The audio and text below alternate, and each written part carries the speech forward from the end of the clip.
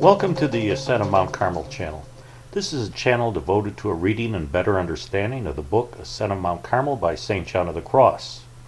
Now we've finally reached the final chapter of the second book. Earlier we said that reading Ascent of Mount Carmel is sort of like getting an unaccredited master's degree in mystical theology. Therefore, now that we just finished the second book, it's sort of like getting your bachelor's degree. Well, sort of.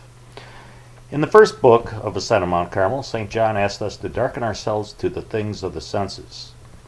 Then, in the second book, he talked about darkening the understanding, which is a faculty of the soul, so that we'll be guided by faith and not understanding.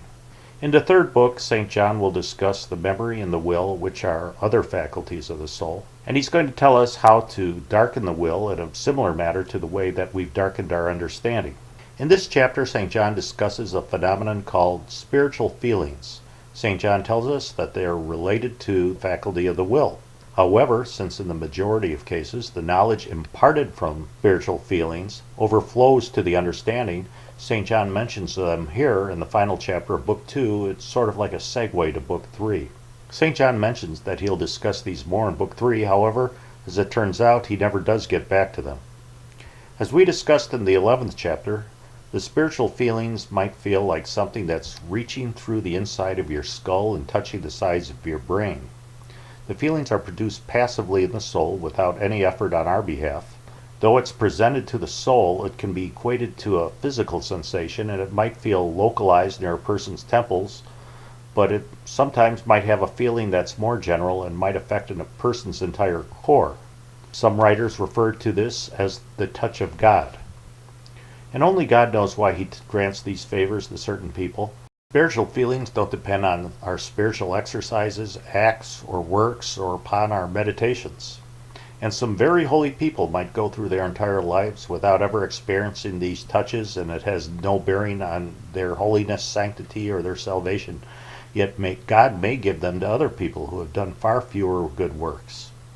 Although St. John says that our spiritual exercise and works are a good preparation to receive the phenomenon. However, in the end, God grants them to whomever he wills and for whatever reason he has. These touches are most likely to come when a soul is occupied by spiritual things, perhaps praying in front of the Eucharist, but that isn't absolutely necessary. Some of these are distinct and very noticeable but pass quickly. Sometimes they're more gradual and have a greater duration. Occasionally, they will be both very distinct and remarkable and have very long duration. From these feelings, which are usually presented to the faculty of the will, knowledge frequently overflows to the understanding, as we just stated earlier. And this knowledge, like the feelings themselves, should be received passively. The knowledge involves things of God, and it's imparted very slowly and gradually. This knowledge is not nearly as profound as the revelations as to the nature of God, which we discussed in an earlier installment.